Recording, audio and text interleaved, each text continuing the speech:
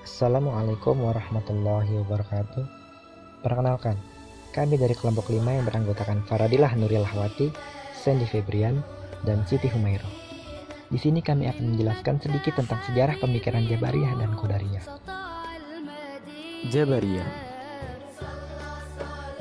Kali ini kami akan membahas tentang Jabariyah. Yang pertama ada pengertian Jabariyah.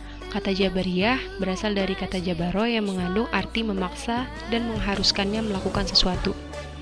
Asy-Syahrastani menegaskan bahwa paham Al-Jabar berarti menghilangkan perbuatan manusia dalam arti yang sesungguhnya dan menyandarkannya kepada Allah Subhanahu wa Ta'ala.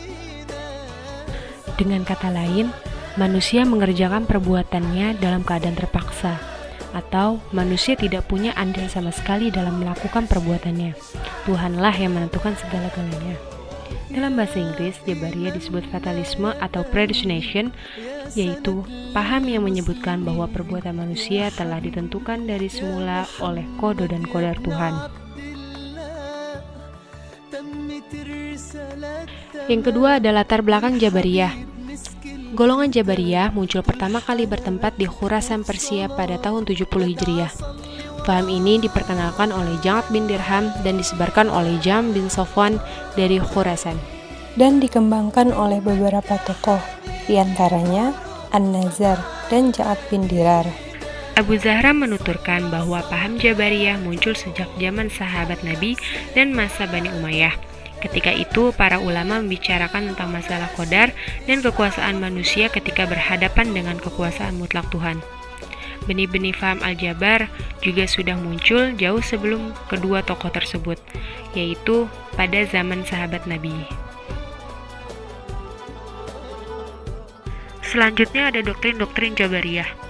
Menurut Asy-Syahrastani, Jabariyah dapat dikelompokkan menjadi dua bagian, yaitu kelompok ekstrim dan moderat. Yang pertama, kelompok Jabariyah ekstrim. Doktrin Jabariyah ekstrim mengatakan segala perbuatan manusia bukan merupakan perbuatan yang timbul dari kemauannya sendiri, akan tetapi perbuatan dipaksakan atas dirinya sendiri. Yang kedua, Jabariyah moderat. Jabariyah moderat mengatakan bahwa Tuhan memang menciptakan perbuatan manusia, tetapi manusia mempunyai bagian di dalam dirinya, yaitu tenaga yang diciptakan dalam diri manusia mempunyai efek untuk mewujudkan perbuatannya. Menurut faham kasab, manusia tidaklah majbur atau dipaksa oleh Tuhan, tidak seperti wayang yang dikendalikan oleh dalang dan tidak pula menjadi pencipta perbuatan, tapi manusia memperoleh perbuatan yang diciptakan oleh Tuhan. Yang terakhir ada dalil nakli yang menjadi dasar pemeluk Jabariyah, yaitu di Quran Surat Al-Anfal ayat 17. Bismillahirrahmanirrahim. Falam taqtuluhum walakinnallaha fatalahum wama ramaita iz ramaita walakinnallaha rama. Yang artinya, maka sebenarnya bukan kamu yang membunuh mereka, melainkan Allah yang membunuh mereka, dan bukan engkau yang melempar ketika engkau melempar, tapi Allah lah yang melempar. Dalil nakli lain yang menjadi dasar yaitu Quran Surat Al-Insan ayat 30, yang artinya, dan kamu tidak mampu menempuh jalan itu, kecuali bila dikehendaki Allah. Sesungguhnya Allah maha mengetahui lagi maha bijaksana. Yang terakhir ada Quran Surat Asy-Syaffat ayat 96, yang artinya, padahal Allah yang menciptakan kamu dan apa yang kamu perbuat itu. Qadariyah. Pengertian Qadariyah. Qadariyah berasal dari bahasa Arab, yaitu kata qadaro, yang artinya kemampuan dan kekuatan. Adapun menurut pengertian terminologi, Qadariyah adalah suatu aliran yang percaya bahwa segala tindakan manusia tidak diintervensi oleh Tuhan. Aliran ini berpendapat bahwa tiap-tiap orang adalah pencipta bagi setiap perbuatannya. Ia dapat berbuat sesuatu atau meninggalkannya atas kehendaknya sendiri. Dalam hal ini, dapat disimpulkan bahwa pemeluk sekte Qadariyah berkeyakinan bahwa manusia mempunyai kekuatan untuk melaksanakan kehendaknya dan tidak tunduk terhadap takdir Tuhan. Dalam bahasa Inggrisnya, paham ini dikenal dengan nama free will and free act. Semua perbuatan manusia adalah murni keinginan manusia yang terlepas dari keinginan atau kehendak Tuhan. Ya, selanjutnya ada latar belakang timbulnya Qadariyah. Pada awalnya, Firqah Qadariyah timbul di Irak, yaitu sekitar tahun 70 Hijriah atau 689 Masehi, dipimpin oleh Ma'bad al-Juhni al-Basri dan Ja'ad bin Dirham, tepatnya pada masa pemerintahan Khalifah Abdul Malik bin Marwan. Latar belakang timbulnya Qadariyah ini sebagai bentuk penentangan kebijakan politik Bani Umayyah yang dianggap kejam. Dari sini muncullah dua firqah. Nah, sebelumnya untuk teman-teman yang belum tahu, firqah itu adalah golongan ataupun kaum yang kemudian mengikuti pendapat atau pemahaman di luar pemahaman jamaah muslim, sehingga mereka pun keluar atau memisahkan diri dari ikatan keislaman. Firqah sederhananya adalah mereka yang memisahkan diri atau bercerai dari golongannya. Oke, lanjut ya teman-teman. Tadi di sini muncul dua firqah.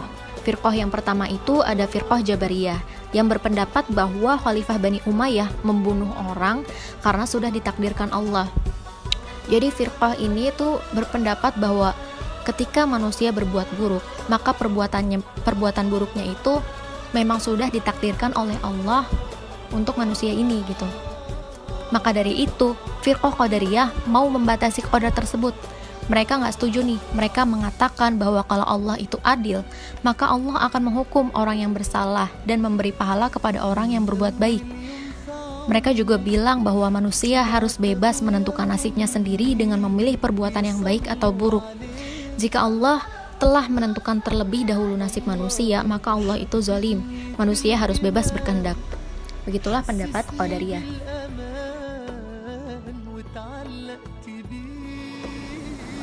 Asal-usul kemunculan Qadariyah.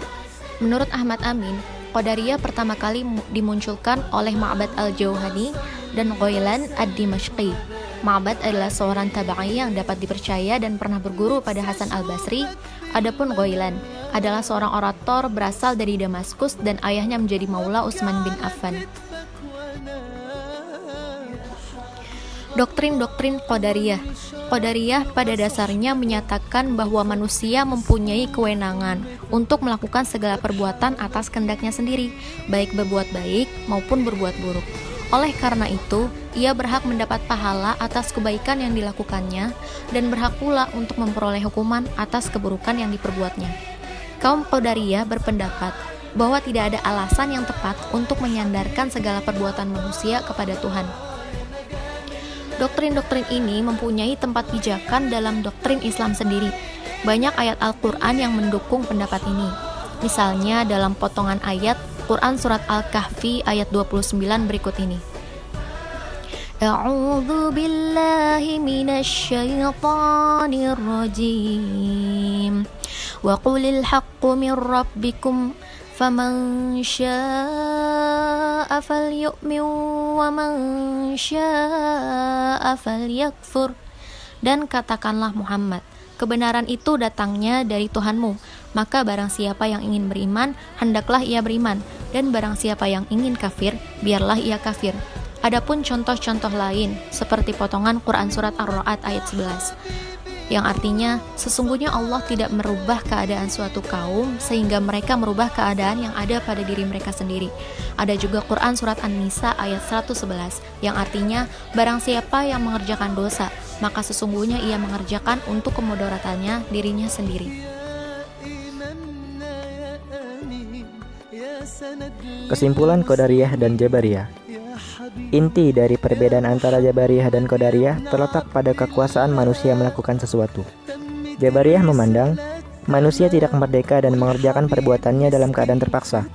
Sedangkan Qadariyah itu memandang manusia pada posisi merdeka dalam menentukan tingkah laku dan kehendaknya. Yang kedua, tidak ada yang bisa disalahkan antara kelompok Jabariyah dan Qadariyah. Keduanya memiliki dalil yang kuat. Pada hakikatnya, manusia diberi akal dan pikiran untuk berbuat dan berusaha, sedangkan nantinya Allah lah yang akan menentukan hasilnya. Yang ketiga, aliran Jabariyah dan Qadariyah ini mempunyai dampak positif dan negatifnya masing-masing. Di satu sisi, Jabariyah membuat manusia menjadi pasif, namun juga akan membuat manusia memiliki sifat tawakal yang tinggi. Di sisi lain, Qadariyah akan membuat manusia menjadi aktif, namun juga akan menjerumuskan manusia ke dalam kesombongan. Daftar pustaka.